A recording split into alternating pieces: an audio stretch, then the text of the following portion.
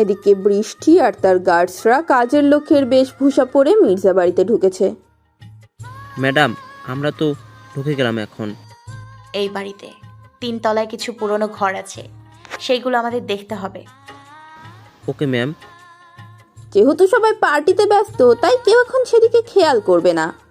এই সুযোগেই বৃষ্টিটা নিচ্ছে। 3 তলায় গিয়ে দেখে প্রায় 10টার মতো ঘর তালা দেওয়া। ব্ল্যাক মাস সবগুলো তালা দেওয়া। এই জন্যই আমার সন্দেহ হচ্ছে, নিশ্চয়ই কোনো ক্লু পেতে পারি আমরা, কিন্তু কিভাবে? তালাগুলো বেশ পুরনো হয়ে গেছে। বৃষ্টি খেয়াল করে ওই সাইডে কারো ছায়া দেখা যাচ্ছে। দাঁড়াও, মেবি কেউ আসছে কিনা দেখি। বৃষ্টি ছায়াটাকে দেখতে যাবে অমনি সেই ছায়াটা অদৃশ্য হয়ে গেল।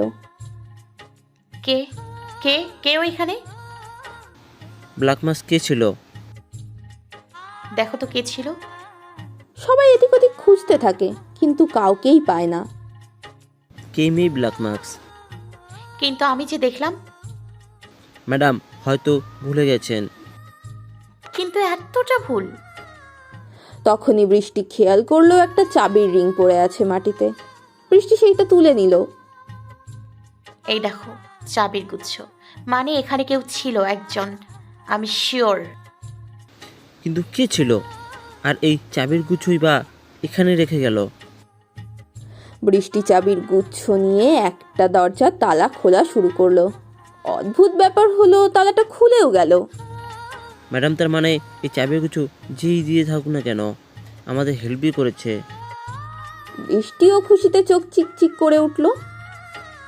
তার মানে কেউ একজন আছে যে আমাদের ব্যাপারে সব জানে। কিন্তু ম্যাডাম, সেটা তো বুঝতে পারছি না। বৃষ্টির যদিও ব্যাপারটা অনেক খটকা লাগছে, আড়ালে কেউ একজন মুচকি হাসে এই সব দেখে। আমাকে না খুঁজে যে কাজের জন্য এসেছো সেটা কমপ্লিট করো রোদেলা। আমি ঠিকই তোমার কাছে ধরা দিব খুব শীঘ্রই। আগে আমাদের ঘরটাকে ভালো করে খুঁজতে হবে। অন্য ঘরগুলো খোলা যাচ্ছে না।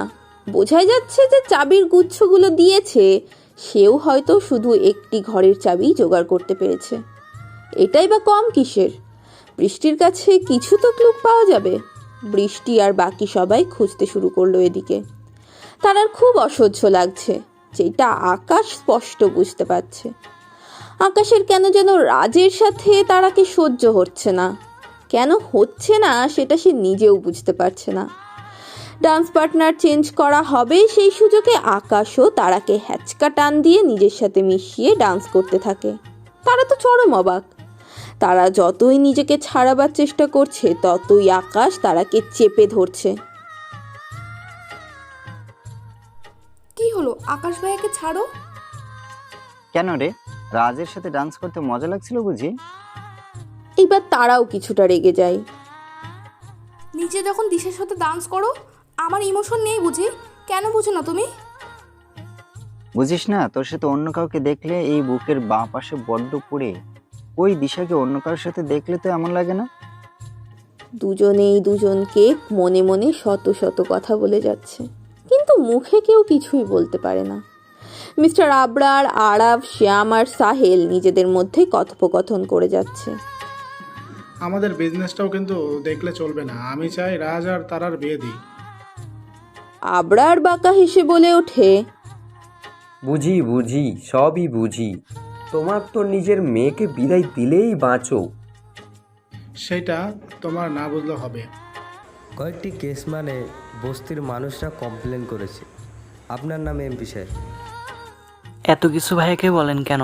আপনাকে কি ভাইয়া এমনি এমনি কমিশনার বানিয়েছে? কাজের কাজ তো করতে হবে নাকি? আমি যে কত কাজের সেটা 10 বছর আগেই দেখিয়েছি না হলে। আহা, পুরনো কথা তুলো কেন? কেসগুলো সাল্টে দাও, যত টাকা চাও দিয়ে দিব।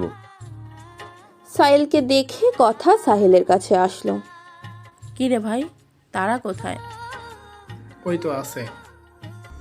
এই যে শালাবাবু, তুমি তো বাড়িতে একটুও আসো না। আসবো দুলাভাই, সময় হলে ঠিকই আসবো। আরে নির্জি, তুই এসেছিস তাহলে? হ্যাঁ, আসলে আপনি? আরে বেটা, আপনি কিসের? আগে তো ভাইয়া ভাইয়া করে মরতি। আবরারের সাথে নীরের কথা বলার বিন্দু মাত্র ইচ্ছে নেই। নেহাত ভদ্রতার খাতিরে আসতে হয় তাই। সারা ঘর খুঁজেও তেমন একটা কিছু পাচ্ছে না বৃষ্টি। হঠাৎ ওর চোখ গেল সাদা রঙের একটা ফাইল কিনারে পড়ে আছে। বৃষ্টি ফাইলটা হাতে নিয়ে দেখে 10 বছর আগে কিছু জমি সংক্রান্ত ফাইল। ওয়াও, এটা দিয়ে আমাদের অনেক কাজে আসবে। Okay ma'am.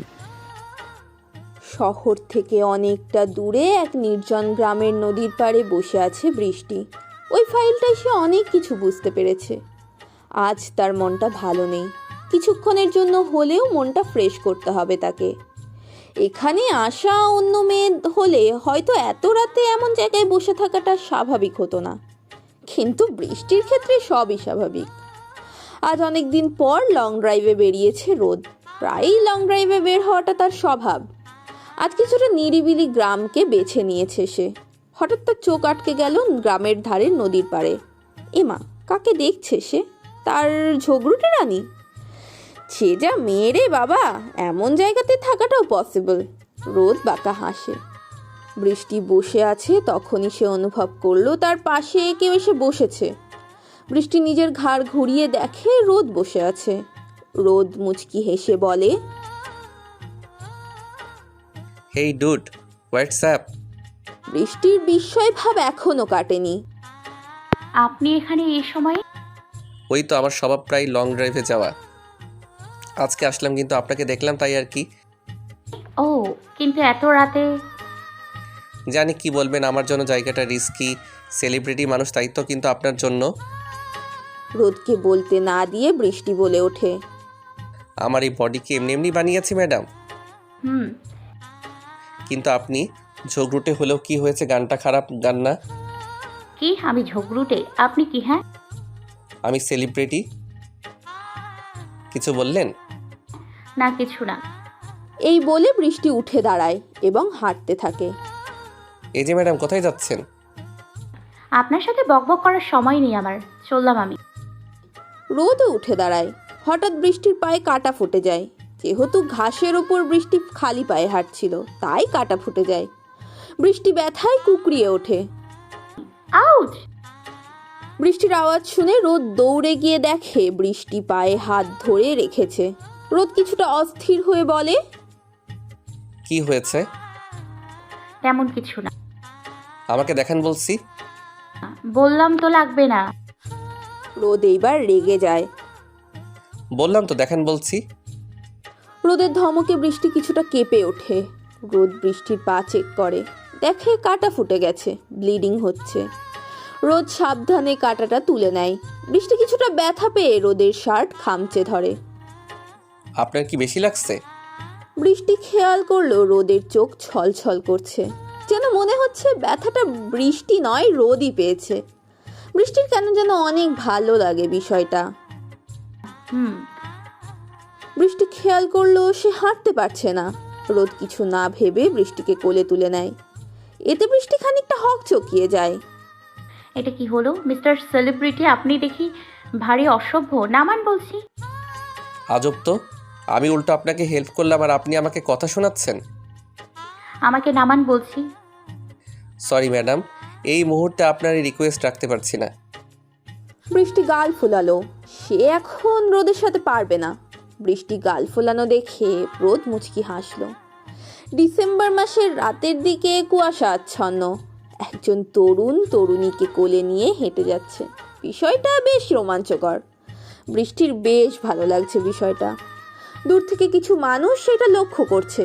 যেহেতু রোদ সেলিব্রিটি, তাই রোদকে চিনতে কারোরই অসুবিধা হলো না।